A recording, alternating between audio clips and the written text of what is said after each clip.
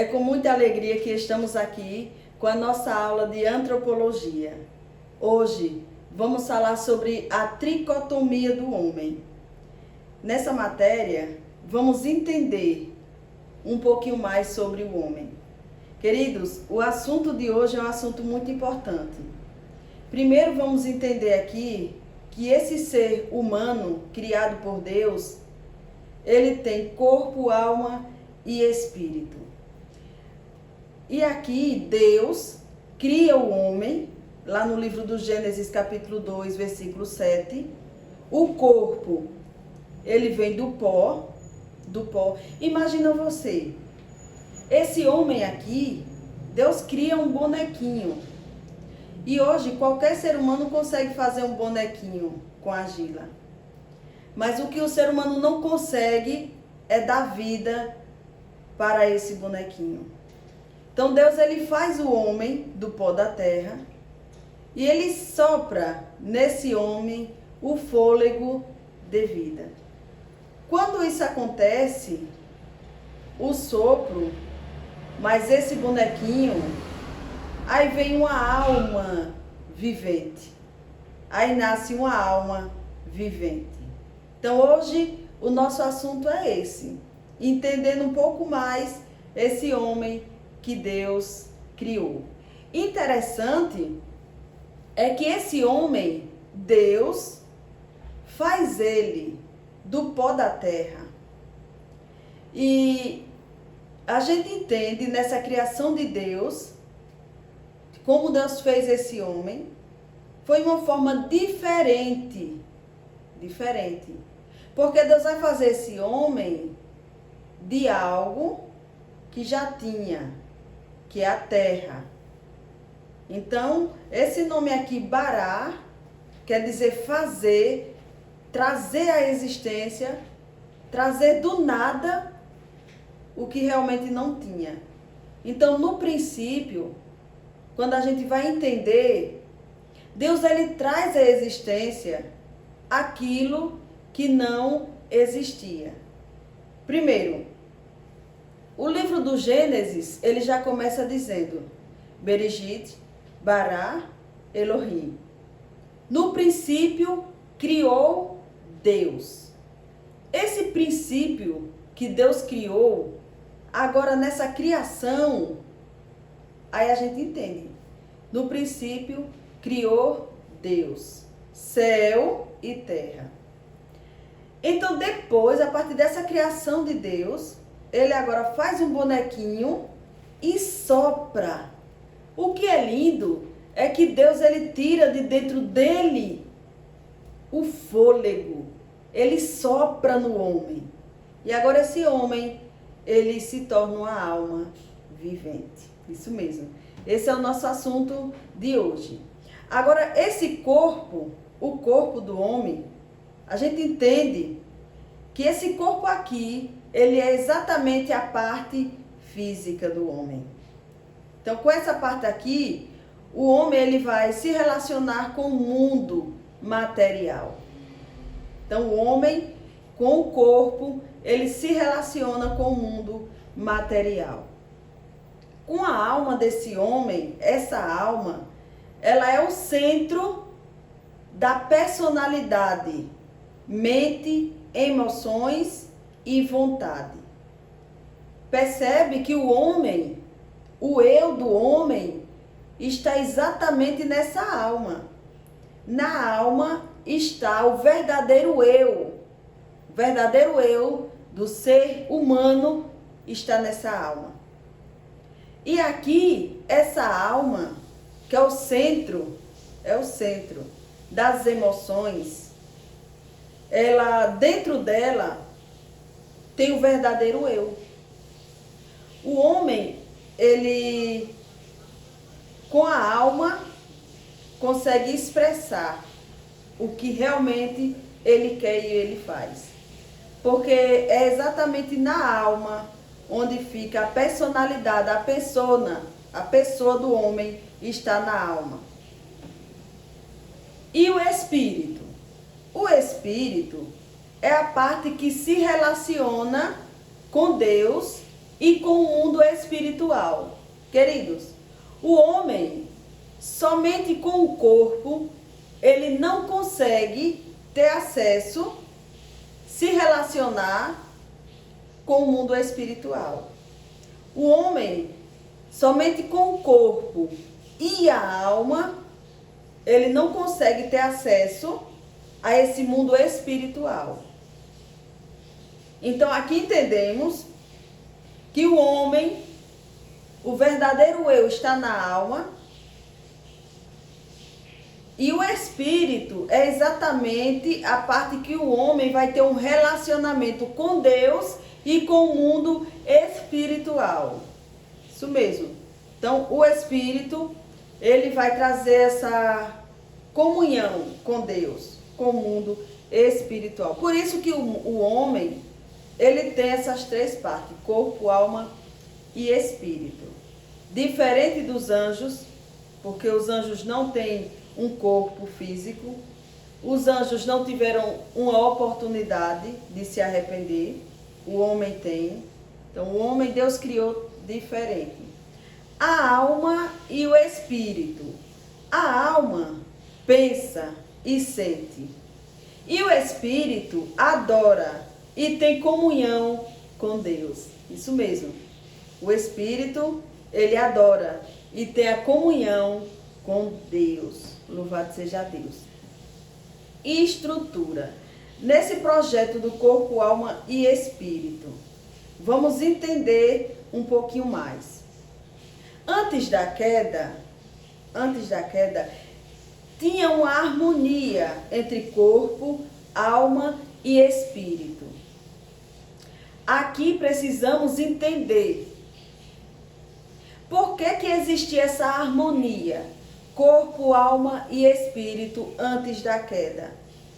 Conseguimos provar, primeiro, que todos já sabem que Deus, ele tinha um relacionamento com o homem.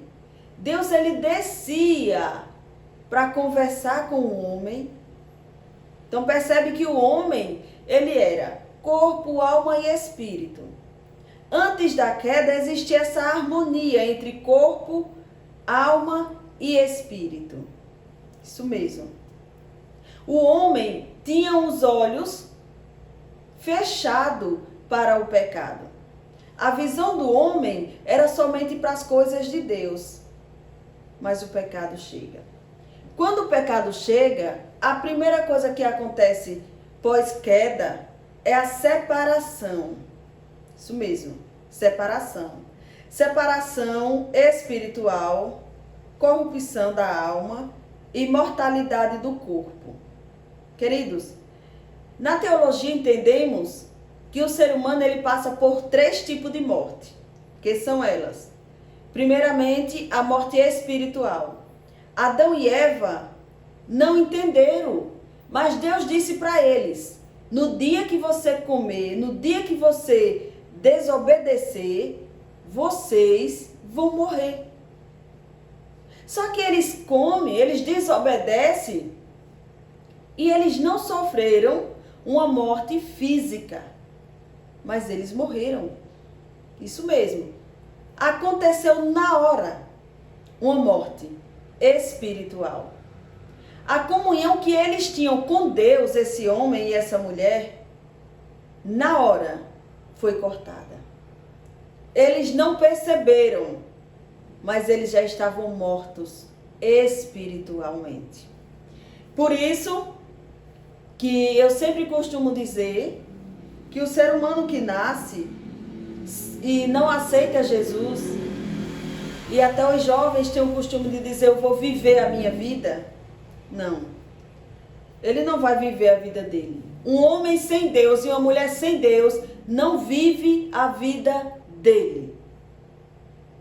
O homem e a mulher sem Deus, estamos estudando antropologia. O homem e a mulher sem Deus, eles não vão viver a vida deles. Eles vão morrer a vida deles, morrer a morte deles. Porque não existe vida sem Deus. Então, pós-queda, aconteceu a primeira separação chamada de morte espiritual, separação de Deus. E aí vem a corrupção da alma e a mortalidade do corpo. Então, aqui entendemos que a primeira morte é a morte espiritual, e o ser humano passou por isso. Através da queda ele já sofreu essa morte espiritual. Depois Adão passou pela morte física, ele morreu. E aí o ser humano ele ainda vai chegar na terceira morte, que é a morte eterna.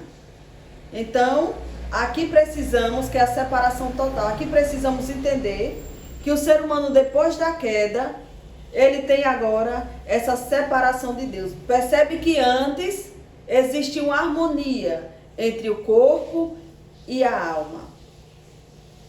O corpo, alma e espírito. Antes da queda. Pós-queda vem a separação espiritual, corrupção da alma e imortalidade do corpo. Só que hoje ainda vamos aprender algo tremendo, extraordinário. Esse assunto aqui vamos continuar. Porque a Bíblia fala da restauração em Cristo, a regeneração do espírito, santificação da alma e a glorificação do corpo. A palavra de Deus nos dá toda a base para entender, ensinar, confiar, acreditar que o nosso Deus, ele vai restaurar. Essa restauração é em Cristo. O homem não consegue, nunca. Por isso que a carta aos Hebreus vai falar que todos pecaram e destituídos estão da glória de Deus. Mas Jesus Cristo, ele vem, paga o preço, liga esse homem de novo com Deus e agora ele, através do Espírito Santo, ele pode adorar a Deus. Então, em Jesus Cristo, temos a restauração, regeneração do espírito, santificação da alma e a glorificação do corpo. Em tudo, corpo, alma e espírito. Existe, irmãos, a responsabilidade do homem diante de Deus. Deus envia Jesus. Jesus paga um preço. O ser humano não consegue pagar esse preço. O ser humano não teve participação nessa tão grande salvação. Vamos aprender mais esse assunto na nossa matéria de soteriologia que está chegando. Mas o homem não conseguia chegar perto de Deus. Não conseguia no estado em que ele estava. Então, cuidar do corpo renova a mente, fortalece a vida espiritual. O homem, depois do pecado, ele não é mais um homem controlado. Não é. Esse homem ele tem um desequilíbrio muito grande. Primeiro, para entender sobre esse homem, que está totalmente descontrolado,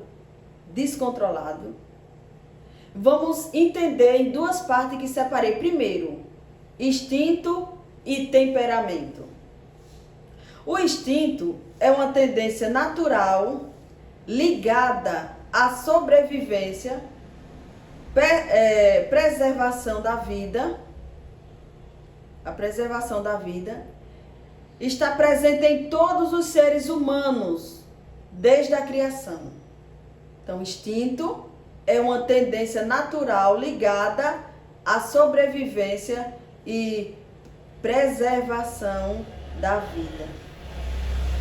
Exemplo, separei aqui 6 exemplos. Primeiro dele, fome.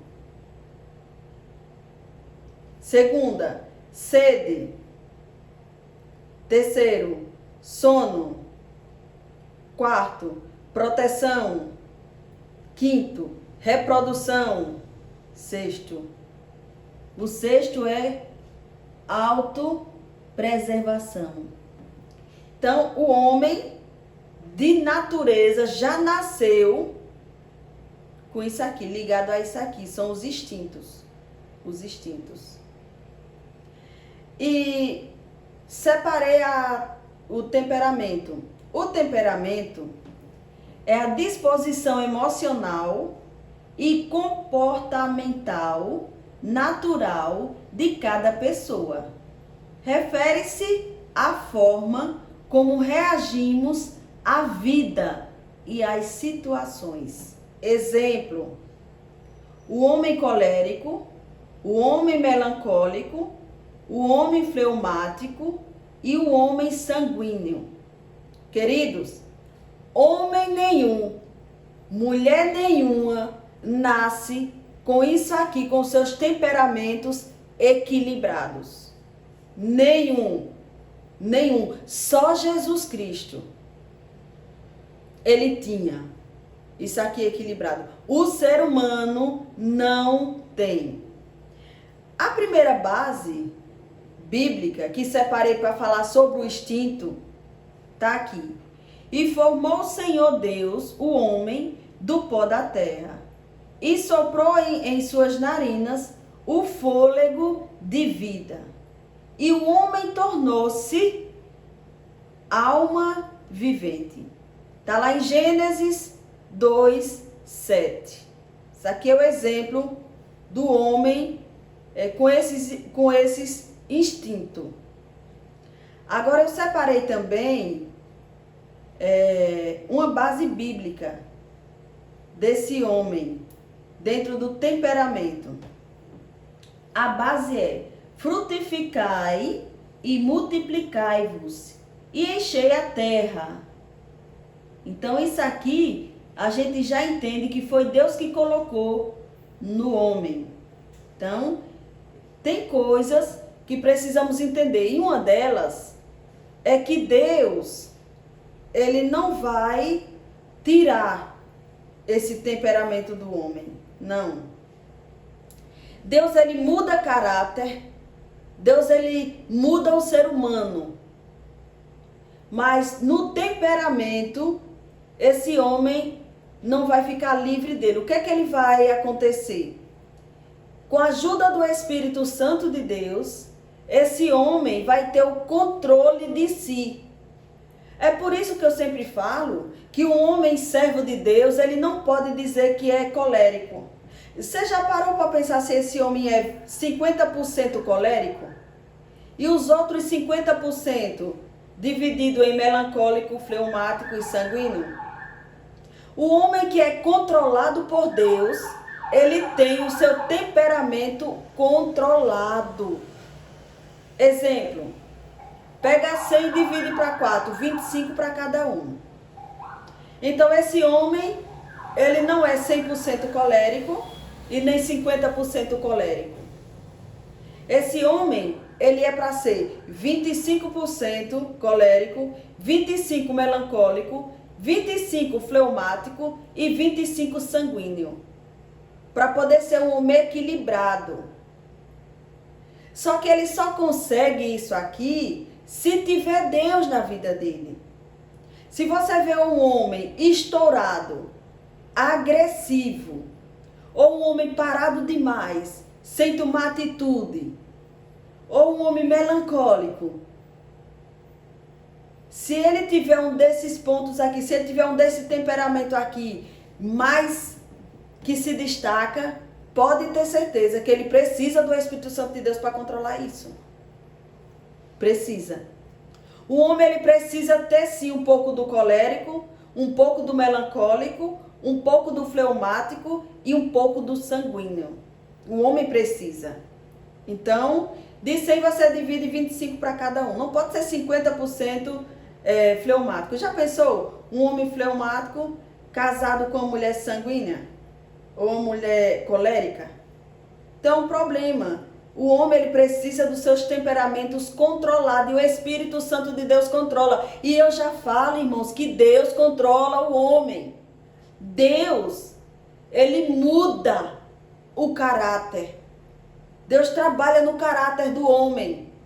Deus trabalha. Isso aqui, o temperamento, Deus não tira do homem. Mas o Espírito Santo controla. Por isso que o homem precisa estar na direção de Deus, estar ouvindo a palavra de Deus, fazendo a vontade de Deus, deixando que o Espírito Santo trabalhe na vida dele, para esse homem vir ser um homem equilibrado. Não existe esse negócio de dizer, eu sou crente, mas eu sou colérico, eu sou desse jeito, eu sou sanguíneo. Não.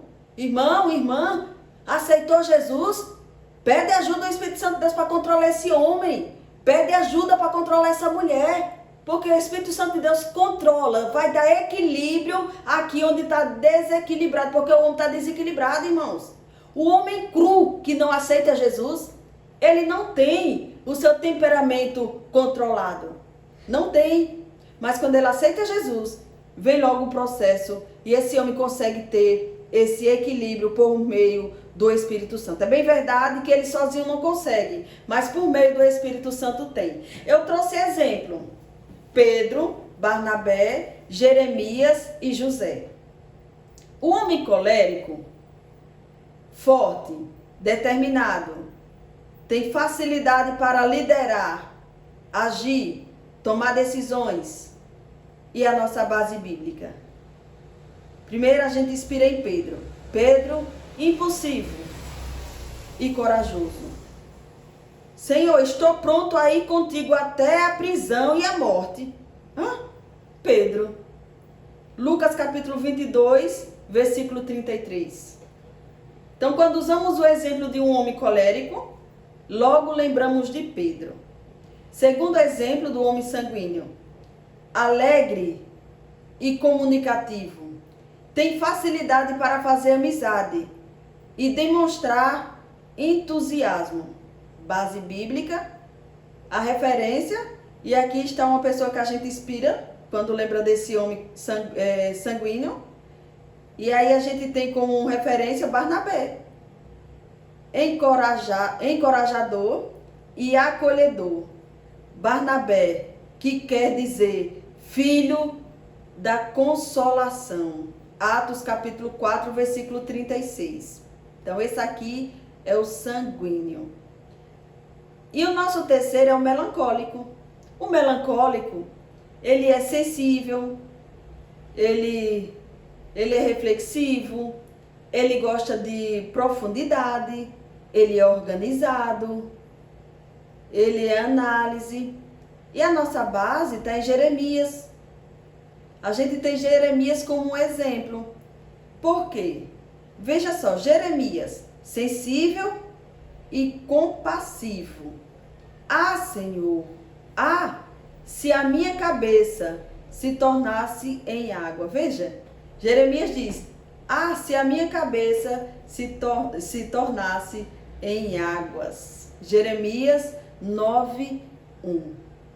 Então aqui estamos entendendo com base em personagens bíblicas o que é um homem colérico, sanguíneo e melancólico. Agora vamos para o homem fleumático. O fleumático, ele é calmo, paciente, tem facilidade para manter e fazer o ser constante. E a nossa base e referência é José. José, ele é equilibrado e fiel. Então, quando falamos no homem fleumático, logo lembramos de José. Vocês intentaram o mal contra mim, mas Deus o transformou em bem. Veja só, quem está falando é alguém que sofreu na mão dos seus irmãos.